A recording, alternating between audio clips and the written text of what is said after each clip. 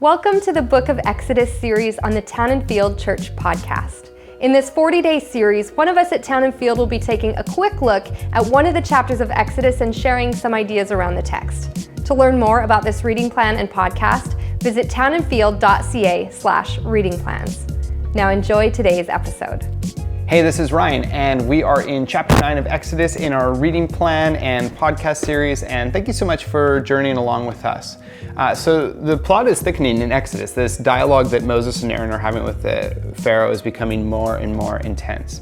And maybe you know the overarching story of Exodus, maybe you saw the Prince of Egypt at some point, maybe you've read ahead, I'm not sure, but we're in the middle of the story where God's sending 10 plagues total against Egypt. And so far we've seen the blood, the frogs, the gnats, the flies, and today we're in plague 5, 6, and 7. This one against the livestock where God kills a whole bunch of the Egyptian livestock. I say a whole bunch, the author says all, but later on it seems like they still have some in the plague of hail. We'll maybe touch on that if we have time. There's this plague of boils. This plague of boils is particularly interesting because up until this point, Pharaoh's magicians are pretty resilient and confrontational. When Moses and Aaron perform a sign or God sends a plague, they'll often mimic it or kind of, do it as well. But now this time it says that they flee. In verse, I think 11, in verse 11 it says they couldn't even stand before Moses. So they just take off, they peace out, and they cave under the power of this great God.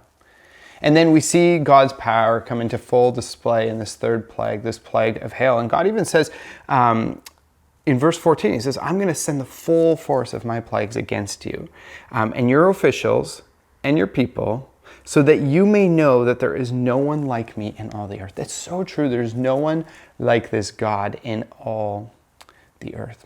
Now I have a couple questions as I read Exodus 9. I hope as you read, you're trying to ask questions and say, what's going on with that and what's up with that?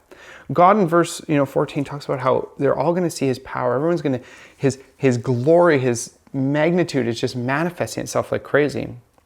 And he adds on to this in verse 15. He says, by now I could have stretched out my hand and struck you and your people with a plague that would have wiped you off the earth. He's like, I could have just killed you by now.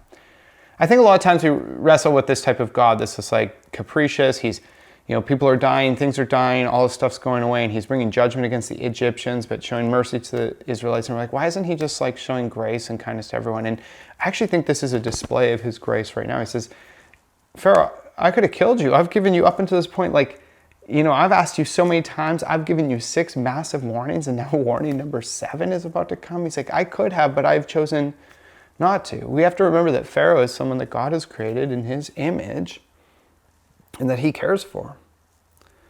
But verse 16, this is a really interesting statement. God says, I have raised you up for this very purpose, that I may show you my power and that my name might be proclaimed through all the earth. Our God is a God who, through everything he does, through his creation, through his actions, through his speech, puts his power on display for all of us. And we have the opportunity to choose if we want to respond one way or another to that. Something that's really interesting and a big question that pops up when people are reading Exodus, and I wrestle with myself, is there's this idea of Pharaoh's heart becoming hardened, because sometimes it says that Pharaoh hardened his heart, but sometimes it says that God hardened his heart. And so we see this, in verse 7, his heart becomes unyielding, and in verse 12 it says that God hardened Pharaoh's heart, and then at the end of the chapter it says that Pharaoh and his officials hardened their hearts. So people, the question is, well, does God harden his heart? Is God hardening Pharaoh's heart? Why is he doing that? Why doesn't he just soften it and let Pharaoh have a soft heart that would let the Israelites go?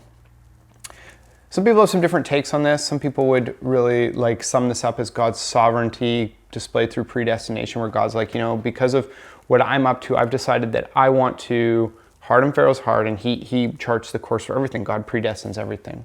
Some people will be more on kind of the other side, where there's free will, and the author's just using language kind of around that. And I'll share with you, I'm not saying I have it all right, but I'll share with you kind of my perspective and how I read this and what I think it's putting on display. There's this word, anthropomorphism. Anthropomorphism means human language used to describe something indescribable, usually a god, something supernatural. Here's a good example of anthropomorphism. If I'm out on the lake in a canoe and the wind is going the same direction as me, I'll say the wind is at my back, the wind is with me. But if I turn the canoe around 180 degrees and I'm going the other way, I'll say the wind is against me, it's slowing me down. In that situation, the wind hasn't changed. My direction has changed. My direction in relationship to the wind has changed.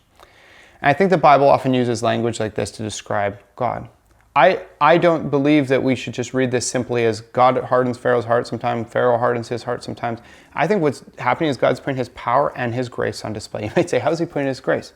Well, for example, here in the plague of hail, God says, put your livestock away, hide them. He offers them opportunities. He spares their lives. And a lot of times it's actually when God offers relief from the plague that Pharaoh hardens his heart, or that says that God hardened his heart. It's the same as when Jesus came. Jesus came and preached a message, a gospel of love and of goodness, of grace and compassion and mercy. And some people, because of that message of grace, received it joyfully. But some people hardened their hearts and turned away from the one true God. My question for you today is, when God's grace is on display for you, do you choose to soften your heart, or is your heart hardened by that same grace?